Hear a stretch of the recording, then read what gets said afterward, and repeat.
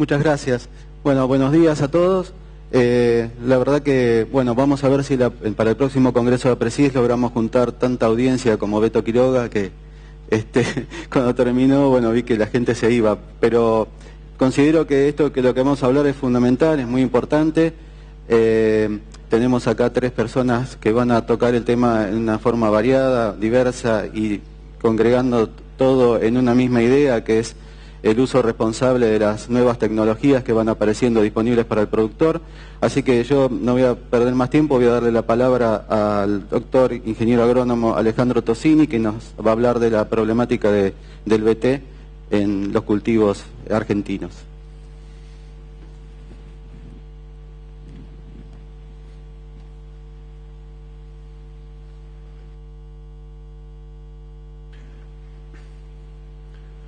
Muy buenos días. En primer lugar, agradecer a APRESIDES el espacio que nos da para tomar estos temas. Y desde ASA la propuesta es plantear 2 o 3 ideas en un tiempo corto, en unos pocos slides, como para después tener la oportunidad con todos ustedes de poder profundizarlo en base a las inquietudes que ustedes tengan.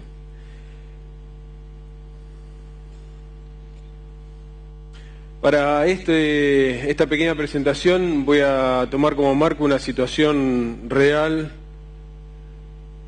en la Argentina de tolerancia de insectos a materiales BT, pero también les voy a pedir que mientras voy avanzando en esta presentación cada uno de ustedes haga un paralelismo imaginario con la situación de malezas, con la problemática y con la experiencia que ustedes tienen. Creo que hay muchos puntos en común. Algo está pasando con la presentación. Ahí parece que está en control. Bueno, la tecnología BT en Argentina hace más de 15 años que la tenemos en maíz. Creo que ya está. Sí, pero se fue todo junto. Ahí estamos. Y recién en el año 2013 se detecta por primera vez una población de insectos de Diatrea saccharelis tolerante a materiales BT. Esto ocurrió en San Luis, en el departamento de Ayacucho. Este biotipo no se detectó fuera de la zona de San Luis, en este departamento, pero en la zona los daños persisten y seguramente persistirán. En una población natural de insectos, la mayoría de ellos van a ser susceptibles a una proteína BT, mientras que unos pocos no lo van a hacer. Los insectos tienen una gran cantidad de mecanismos para sobreponerse a los insecticidas, es decir, que hay varios genes, pero desde el punto de vista del modelo o de la conceptualización, lo manejamos como un modelo de herencia simple de un solo gen con dominancia por parte de la susceptibilidad. Y eso nos va a dar que podemos imaginar la población en términos de parentales, que son susceptibles homocigotas, resistentes homocigotas y los heterocigotas para esta característica. Disculpen la terminología genética y alélica, tal vez no es la estrictamente correcta desde el punto de vista genético, pero es muy simple para una presentación.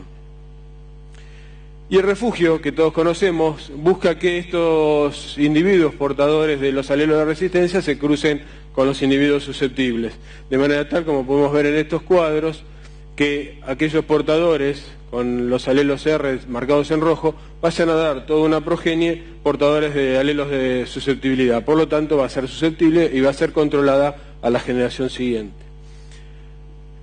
Si vamos un poquito más en detalle, acá tenemos un esquema del cultivo BT y su refugio, no BT.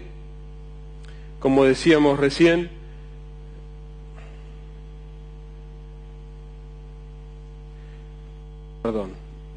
vamos con los tiempos como decíamos recién, van a estar representadas todas las frecuencias genéticas, categorías genéticas en ese cultivo al momento de la ovoposición. Pero también, como decíamos recién, las proporciones de estas frecuencias genéticas son distintas y así lo vamos a representar con mayor cantidad de individuos susceptibles. Al momento de que eclosionan las larvas y que pasan a alimentarse del cultivo BT, ocurre lo que esperamos, el control de los individuos susceptibles y los individuos heterocigotas, quedando solamente una pequeña proporción de individuos resistentes en ese cultivo BT. ahí es donde se ejerció la presión de selección y ahí es donde hay un foco de insectos que son potenciales a seguir desarrollándose dentro del cultivo a lo largo de los años y que generen una población importante de individuos resistentes. Por eso lo que buscamos desde el punto de vista del refugio es que estos individuos que sobrevivieron se crucen finalmente con una mayoritaria masa de individuos que son susceptibles y por lo tanto su progenie también va a ser.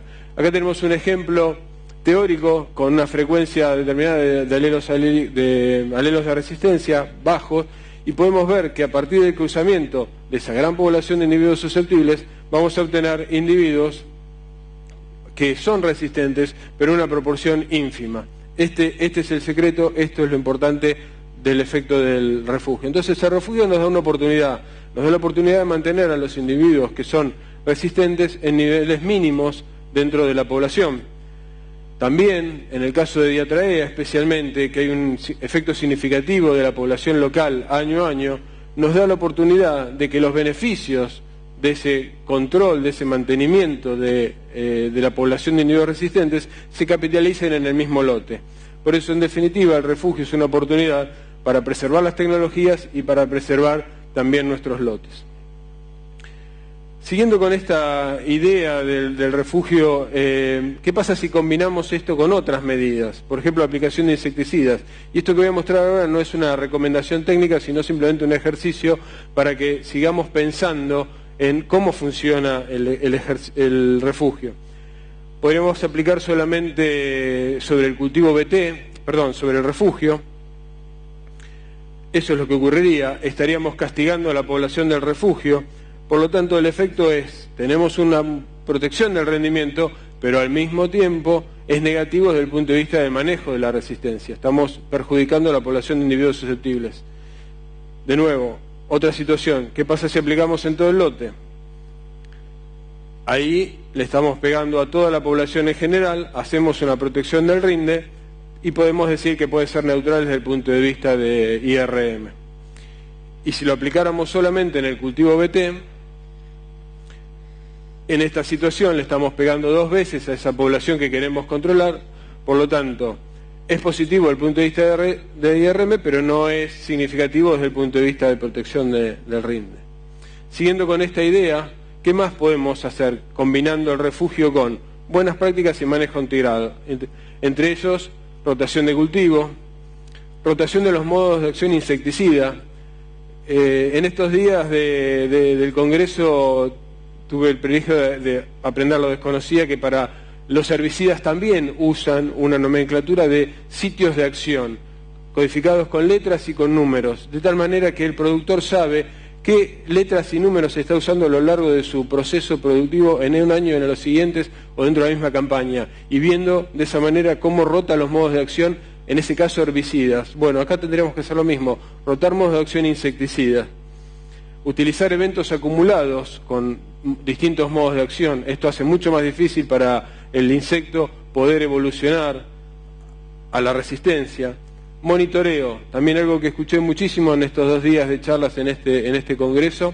Monitoreo, como vemos que está haciendo la ingeniera agrónoma ahí a la izquierda en la foto, y monitorear, y si hay un pico de insectos, un pico de infestación, aplicar insecticida en base al umbral.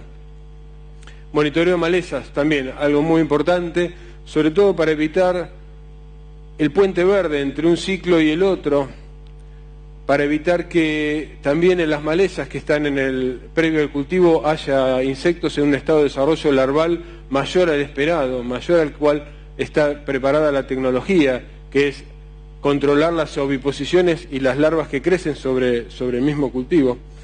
En definitiva, tenemos buenas tecnologías BT, tenemos buenas prácticas agrícolas, tenemos los criterios para un manejo integrado de plagas, tenemos la herramienta del refugio, muy importante, y, de nuevo, tomando el espíritu de este congreso, nuestra misión podría ser aplicarlos de manera combinada, todos, para proteger las tecnologías, para proteger los lotes y para ganar en sustentabilidad. Y por último quiero compartir con ustedes una frase que tiene 100 años de que en esa época se planteó tal vez con mucho temor, pero también con mucha sabiduría, de un investigador, un ingeniero agrónomo del Servicio Estatal de Estados Unidos, que en 1914 se estaba preguntando si los insectos podrían transformarse en resistentes a las aplicaciones de insecticidas, y hacía aplicaciones sobre distintas poblaciones y veía que había distintos comportamientos y distintos individuos que sobrevivían. Y una de sus frases del trabajo es la que está ahí puesta, resaltada, que dice: por esto podemos hacer la extraña aseveración de que cuanto más defectuosa es la aplicación de un insecticida un año, más fácil será el control al año siguiente. Nos estaba mostrando cómo los individuos que sobreviven, esos susceptibles que escaparon, en definitiva van a ayudar a mantener la población. Es la primera mención que podemos hacer al efecto refugio, y que fue hecha hace justo 100 años atrás por Melander, por este ingeniero agrónomo. Nada más.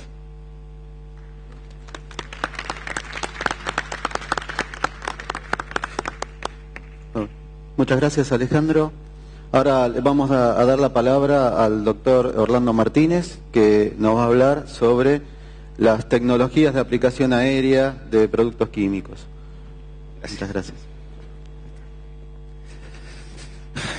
Está todo bien. Buen día. Uso responsable de tecnología es el tema que más nos atrajo cuando nos invitaron de APRESID para exponer. Porque cuando hablamos de tecnología, hay tecnología espacial, hay tecnología en medicina humana hoy con un desarrollo impresionante, hay tecnología en un montón de aspectos en donde se cree que se puede llegar a límites que todavía como seres humanos creemos estar entrando en este otro proceso de la nanotecnología. Pero la tecnología de aplicación aérea es un aspecto que tiene condimentos muy especiales porque está hecho por un elemento que se sostiene en el medio de una masa de aire.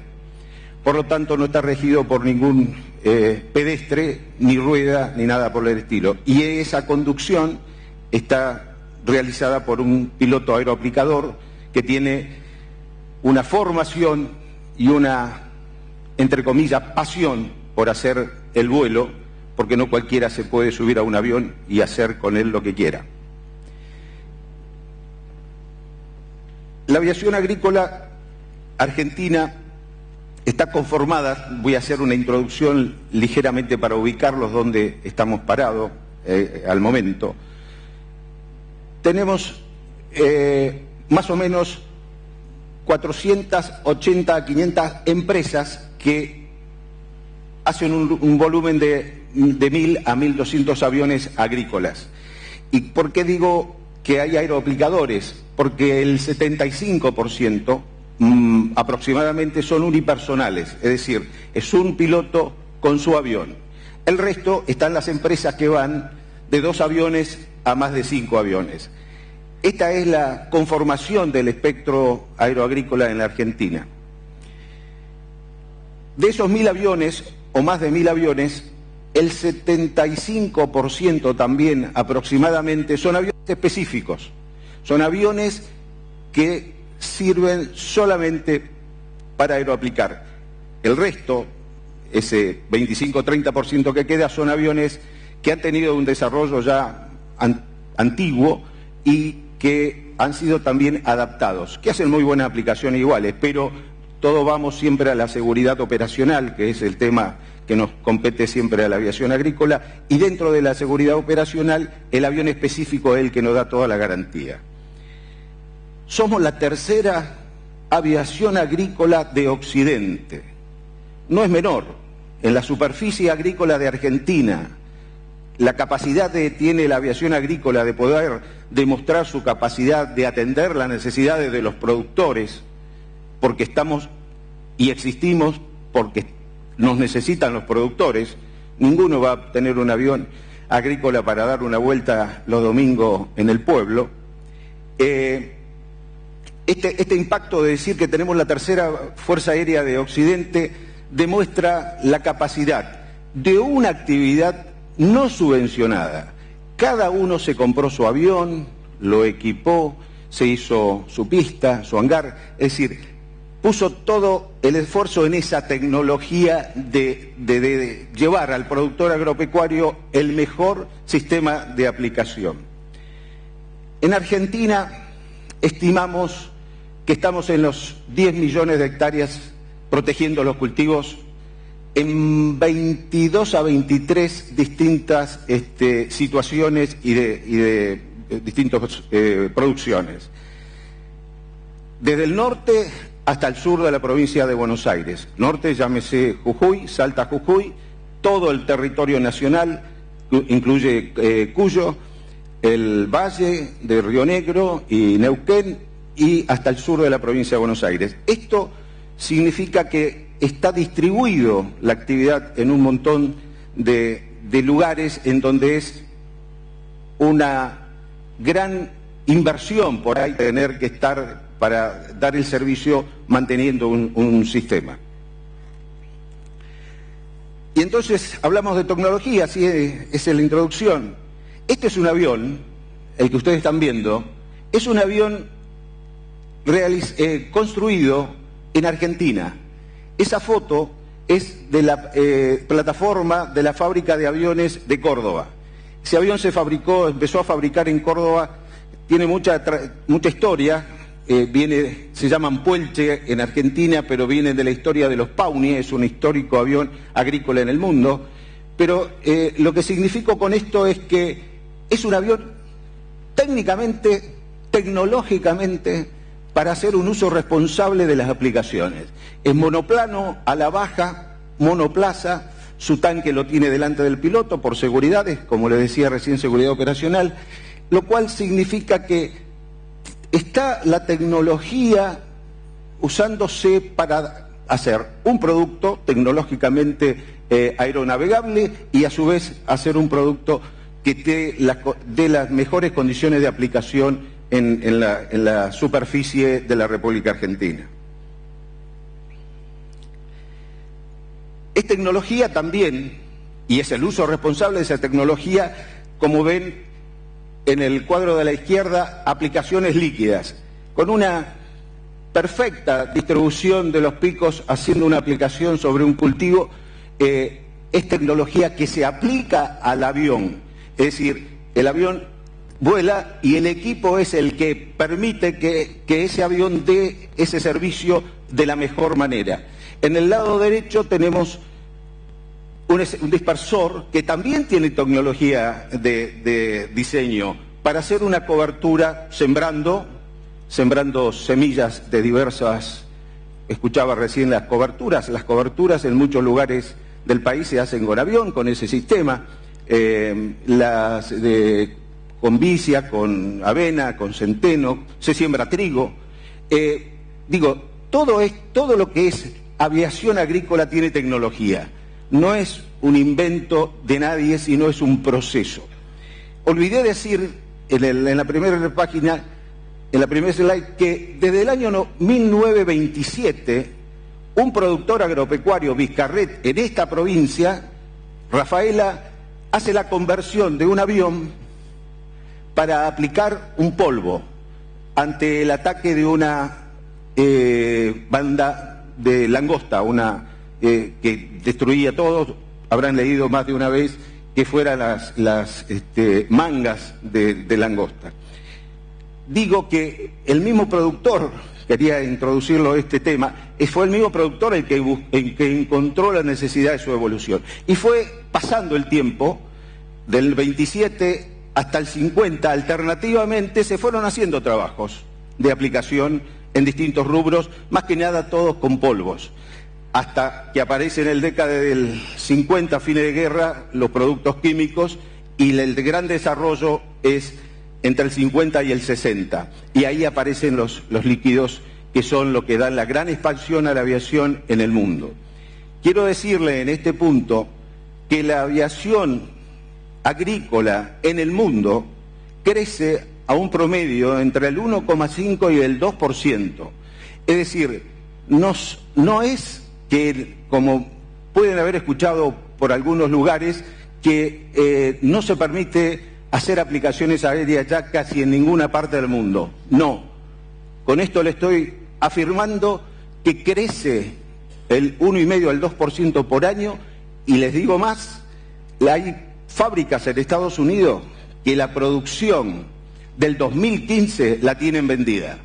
A ver, la demanda de alimento tiene demanda de aplicación, eficiencia y con tecnología. ¿Qué es eso? La aviación agrícola. ¿Se entiende? Los equipos aspersores líquidos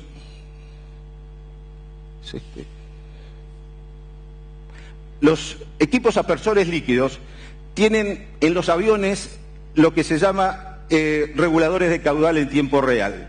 ¿Por qué? Ustedes saben que los aviones se mueven, como decía, en una masa de aire, y la masa de aire, si va a favor del viento, tiene una velocidad mayor el avión que cuando lo tiene a esa masa de aire en contra.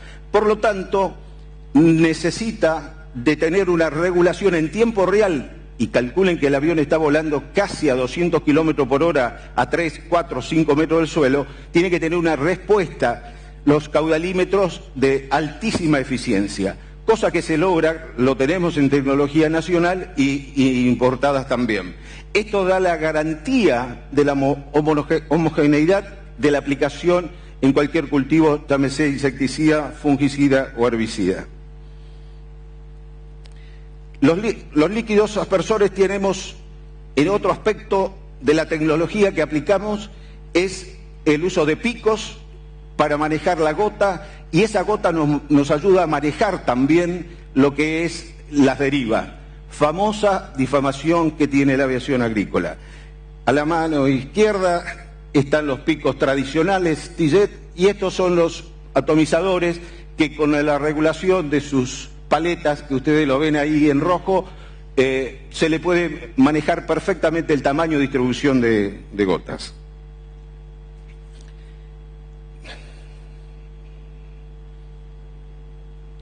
¿Me quedan 4 minutos, dice acá? Bueno, se me cortó el control de altura, para atrás. Control de altura y deriva. Esto es una tecnología que apareció hace 5 años más o menos. El equipo de la izquierda es un láser que va leyendo permanente y dando información en tiempo real a la velocidad que ustedes se imaginan, de los 200 kilómetros que le hablaba recién, de la altura de vuelo del avión. Y el de la derecha es la barra de luces que tiene el piloto para guiarse en el punto a punto que marcó originalmente, en el patrón de trabajo que eligió, que a diferencia de la máquina terrestre, el patrón de la máquina terrestre es pasada por pasada, lado a lado. En esto tenemos una variedad de aplicaciones, voy a dar una como ejemplo enseguida, y esto termina realizando un buen trabajo. ¿Qué ocurre? En el punto a punto que vuela el avión, cuando tiene alguna componente de viento de un lateral, el avión vuela de punto a punto en la misma dirección, y esa es la habilidad del piloto de llevarlo, pero asume una actitud, el avión, que es tomada por el software del equipo y le indica al piloto la deriva que está teniendo. Entonces, el piloto, a través del control de altura, le permite determinar si está entrando en la cobertura que él desea para que la aplicación vuelva a ser homogénea. Digamos, esto es tecnología aplicada. Y ahora, todo esto lo que hablamos era de adentro del avión. Ahora salimos afuera del avión y el avión nos ha empezado a dar información para la cual ya podemos relevar a los equipos que teníamos originalmente en nuestros hangares para ver la humedad, la temperatura. Hoy tenemos el equipo sobre el avión. El avión nos da en tiempo real humedad, temperatura y los dos datos más importantes, que es para hacerlo las buenas prácticas.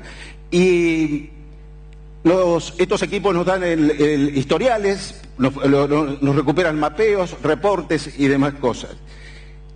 La guía que había, el patrón que le decía que tenía, y después mapas de aplicación en tiempo real.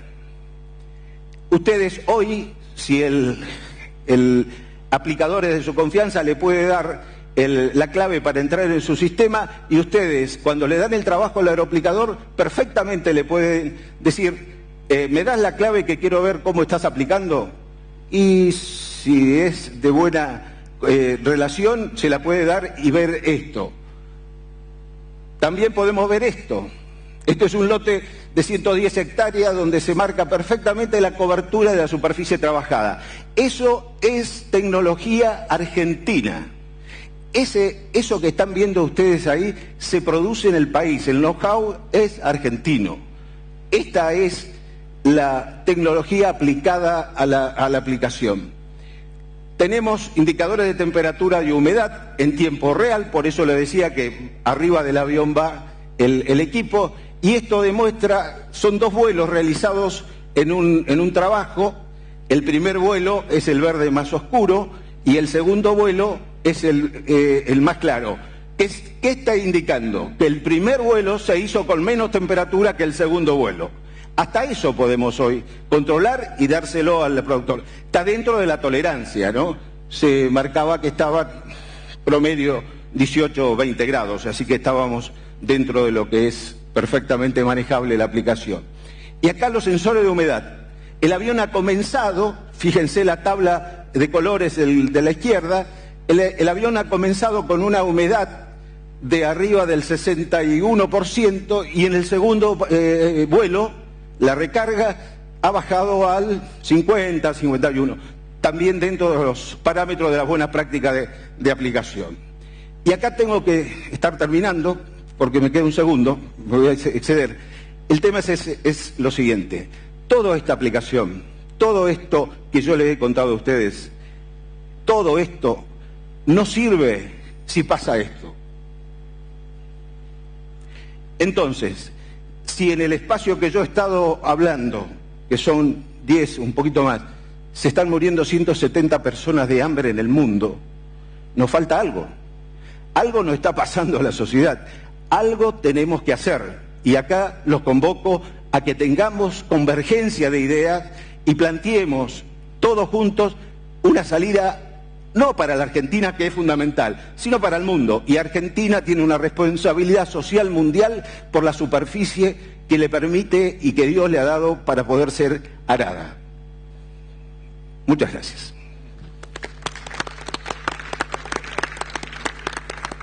Muchas gracias, Orlando. Ahora vamos a pasar la palabra al ingeniero Juan Carlos Papa, quien nos va a hablar sobre la problemática del manejo de malezas en los cultivos más importantes de Argentina. Gracias. Bueno, buen día. Quiero agradecer a los colegas y amigos de APRESID por esta oportunidad.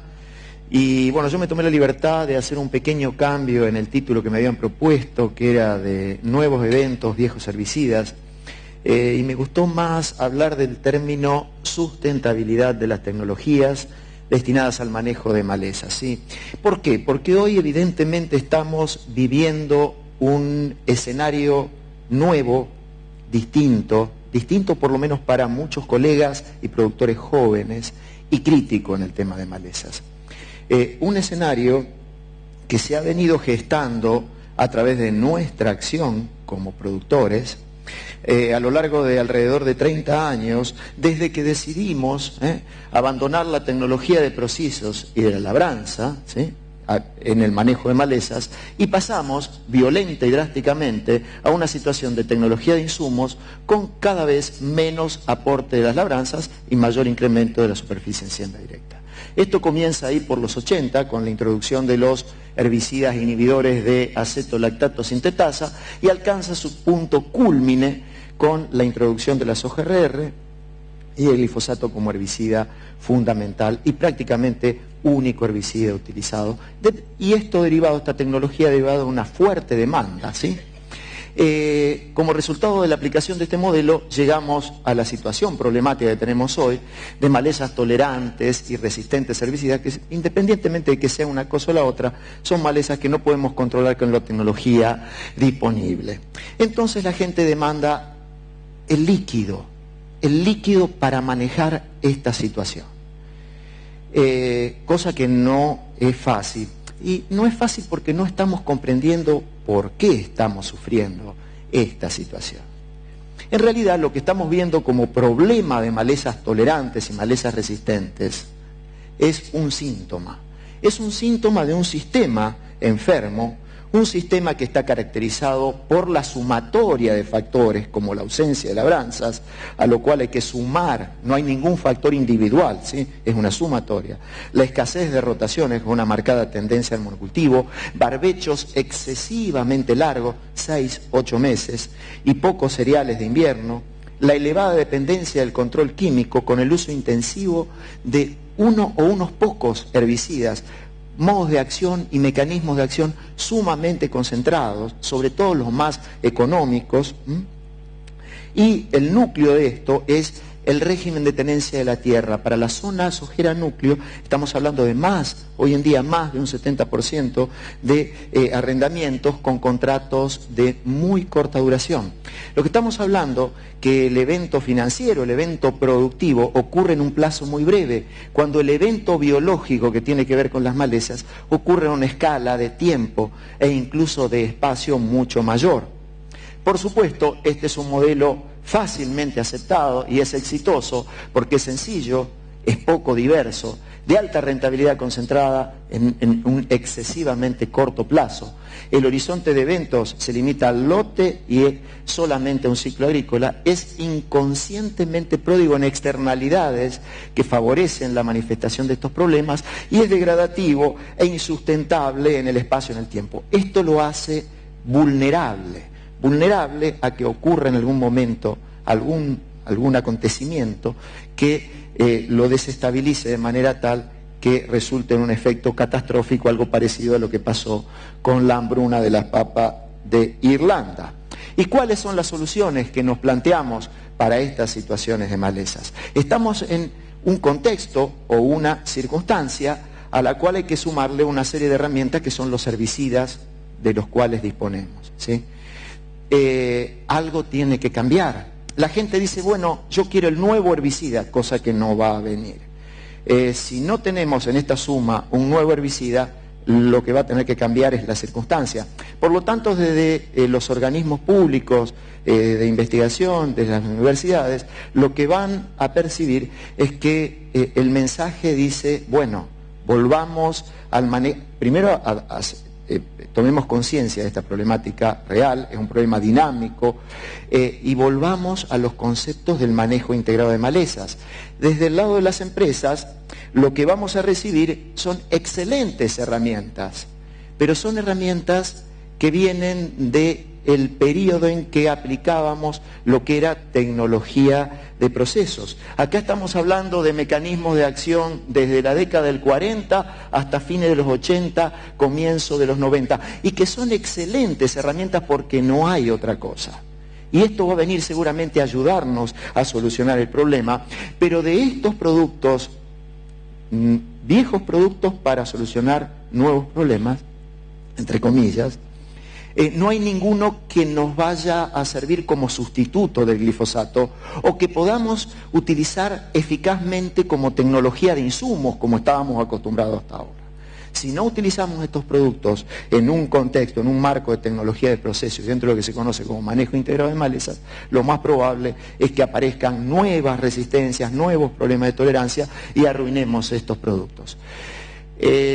Por otro lado, la industria también nos ofrece la biotecnología, ¿sí? ¿Qué son los eventos biotecnológicos aplicados al manejo de malezas? No son otra cosa más que extensiones en la posibilidad de uso de un herbicida.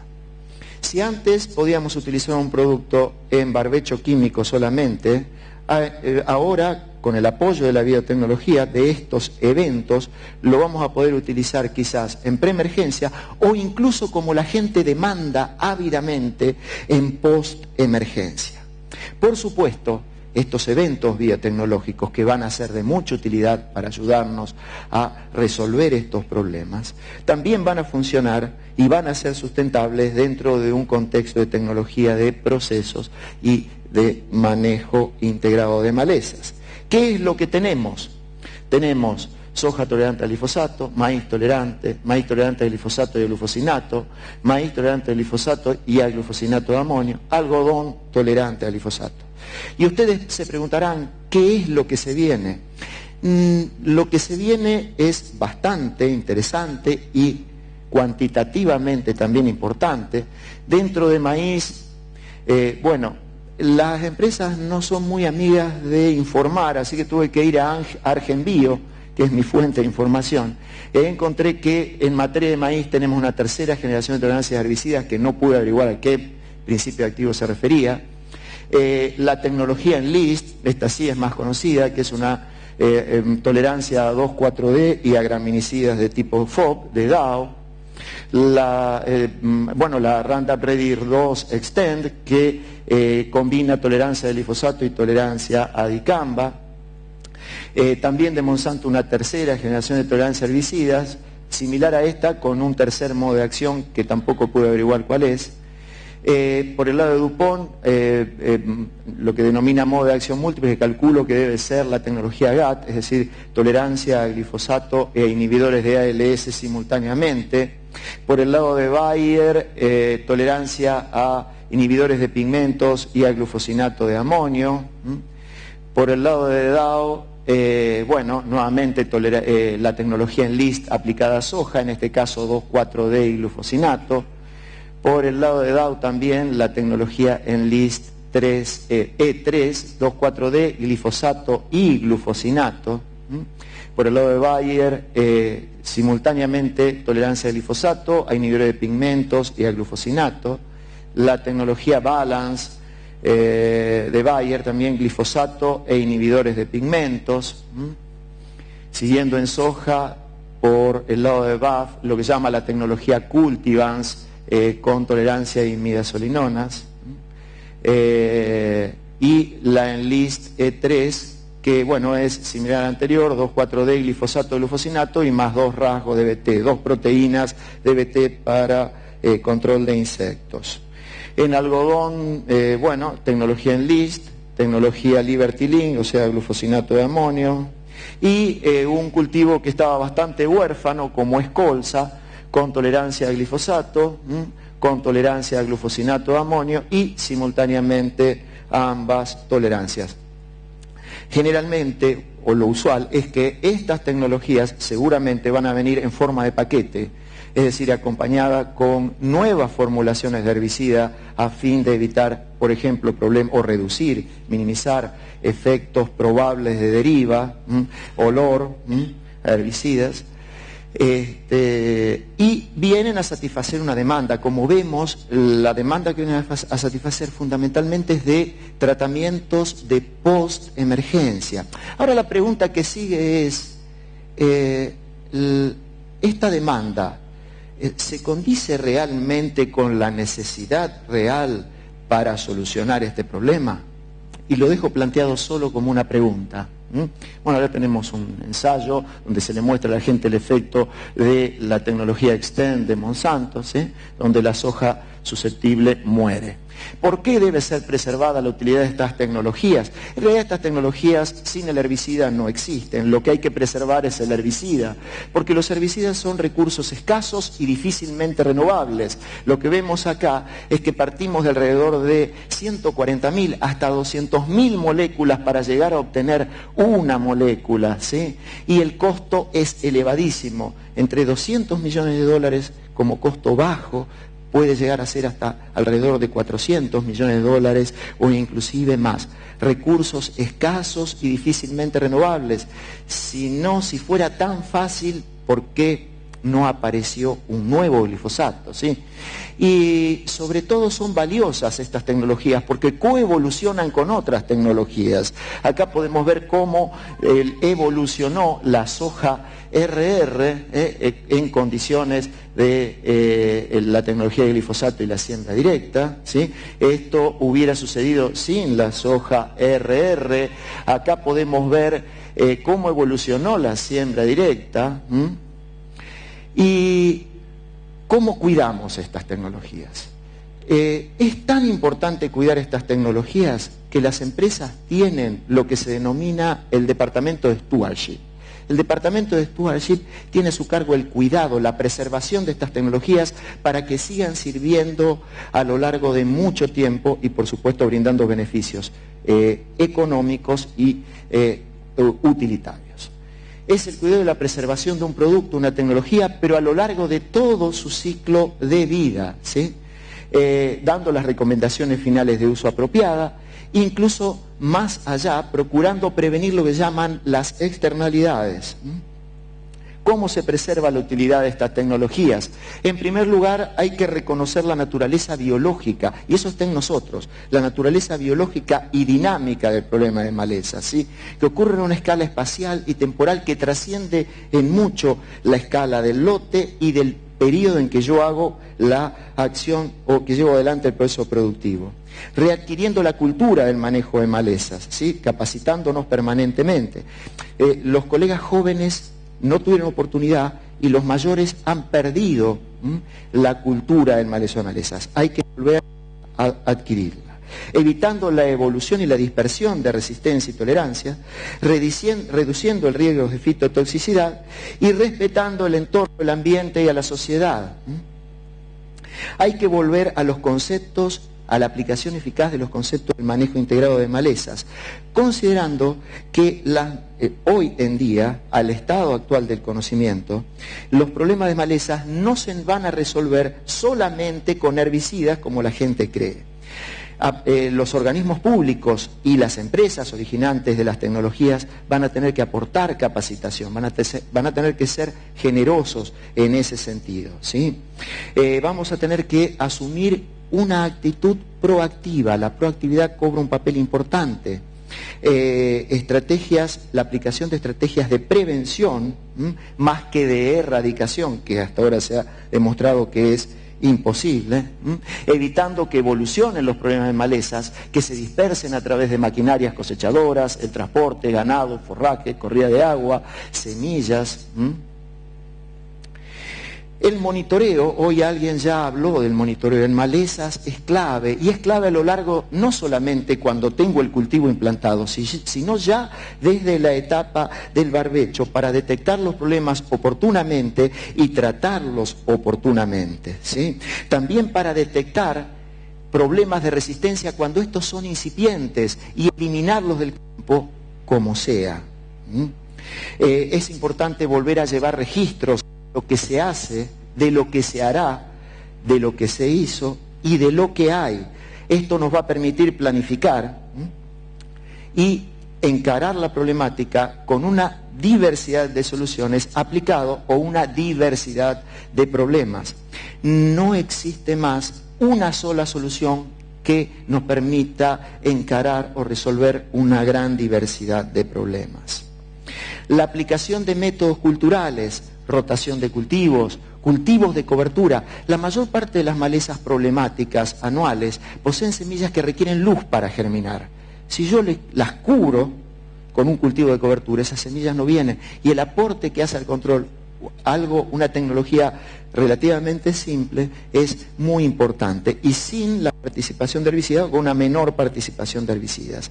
Arreglos espaciales competitivos, ¿sí? Menores espaciamientos, utilización de cultivares, también que tenga una mayor capacidad competitiva. Esto, por supuesto, acompañado por la rotación de diferentes modos y mecanismos de acción de herbicidas.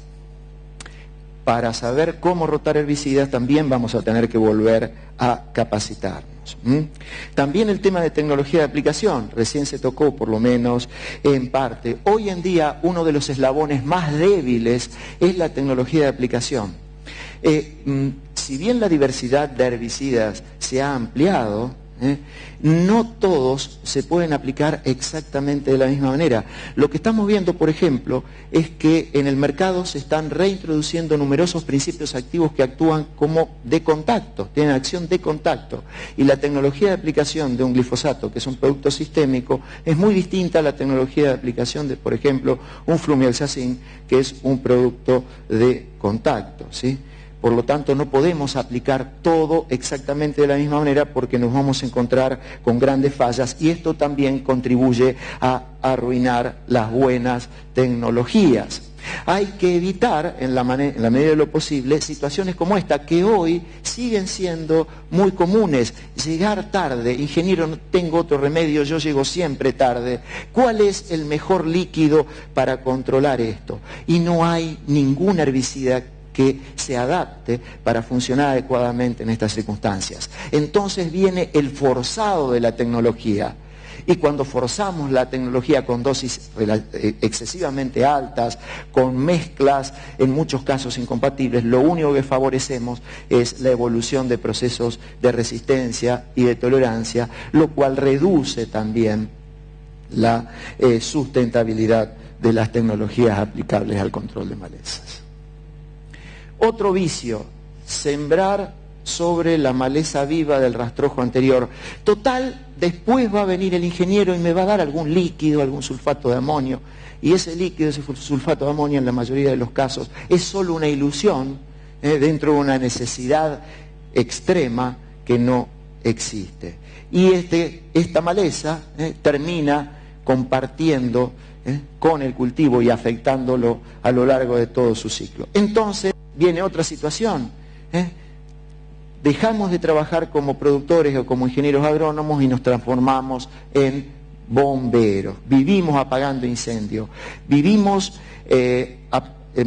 atacando la coyuntura en el corto plazo, y esto también afecta la sustentabilidad de la tecnología.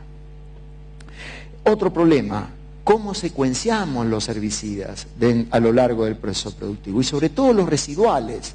Los residuales son herramientas indispensables que debemos volver a utilizar, pero es importante secuenciarlas correctamente para evitar, por ejemplo, procesos denominados de estaqueo, es decir, sumatorias de compuestos persistentes en el suelo y que tienen un mecanismo de acción similar. Y se suman estos productos en el suelo, se acumulan y producen efectos de este tipo. Por ejemplo, un producto como Equip selectivo para maíz, su selectividad fue afectada por lo poco que quedó del metsulfurón del barbecho anterior. O, en este caso, soja, donde se aplicó clorimurón y la selectividad fue afectada por lo poco que quedó del metsulfurón del barbecho anterior. O, en este caso, trigo, ¿sí?, donde se aplicó una sulfonilurea para controlar malezas y antes se había hecho un cultivo donde se había aplicado imacetapir. Para esto también es necesario conocer de modos de acción. También hay que considerar que estas nuevas tecnologías, estos eventos, no se transformen en futuras malezas difíciles de manejar. Conclusión, y para terminar, el problema de malezas en Argentina es muy complejo y tiene raíces que trascienden lo meramente tecnológico, con muy importantes componentes económicos, sociales, culturales, conductuales y una gran dificultad por parte de los actores del sistema productivo en reconocer y asumir el problema. Yo lo que opino, y es una opinión particular, es que se están demandando soluciones, primero, que no están disponibles, ¿sí? Y muchas veces la industria, en buscando satisfacer esas demandas, aporta indirectamente en lugar de solucionar la problemática, a empeorarla. Las soluciones aportadas por la biotecnología seguramente pueden llegar a contribuir a mitigar el problema, pero solo si son aplicadas dentro de un contexto de tecnología de procesos. Si insistimos en emplear estas tecnologías como sustituto del glifosato, es decir, como lo veníamos usando antes, como tecnología de insumos, seguramente lo que nos vamos a encontrar es que el problema de malezas se va a agravar más, y de esa manera se reducirá la sustentabilidad. Para que las soluciones biotecnológicas perduren, es muy necesario un cambio de actitud que acompañe un cambio del paradigma predominante, es decir, un retorno a la aplicación efectiva de los conceptos del manejo integrado de malezas. Volviendo a lo que decía al principio, tenemos dos componentes: el contexto, las circunstancias en las que nos toca actuar, las herramientas químicas. Algo de los dos tiene que cambiar. Si no cambia o no tenemos nuevas herramientas químicas, cosa que aparentemente no vamos a tener, nuevas realmente, me refiero a nuevos mecanismos de acción, lo que tiene que cambiar es la circunstancia o el contexto. Muchísimas gracias. Hasta luego.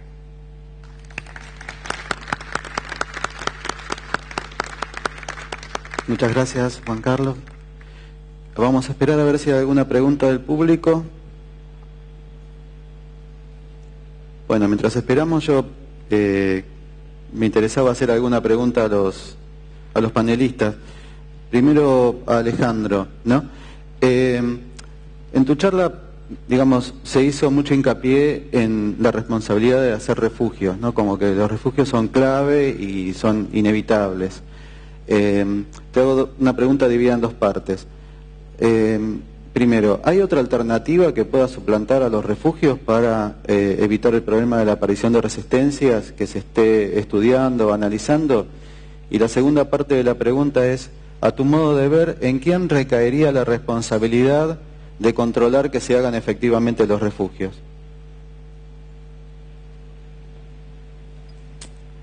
El tema con la resistencia es que lo que tenemos que asumir es que tarde o temprano va a aparecer. Esto es lo que nosotros, tanto en las malezas como en los insectos. Entonces, lo que se trata es que con el refugio y con todas las buenas prácticas, demorarlo lo más posible. Entonces, hoy el refugio, junto con las buenas prácticas, y ahí incluyendo por ahí la acumulación de nuevos modos de acción, la creación de nuevos modos de acción, pero acá también nos enfrentamos a una situación similar a la que planteaban recién con el tema de las malezas. No hay, y no es fácil, y no es barato llevar al mercado nuevas tecnologías, nuevos eventos BT. Entonces, mientras eso ocurre, la verdad es que el tema es justamente cómo entre todos, y acá voy a tu segunda pregunta, entre todos tomamos la responsabilidad de lo que hacemos cada uno de nosotros en los campos y llevamos no hay una sola receta, no hay una sola fórmula.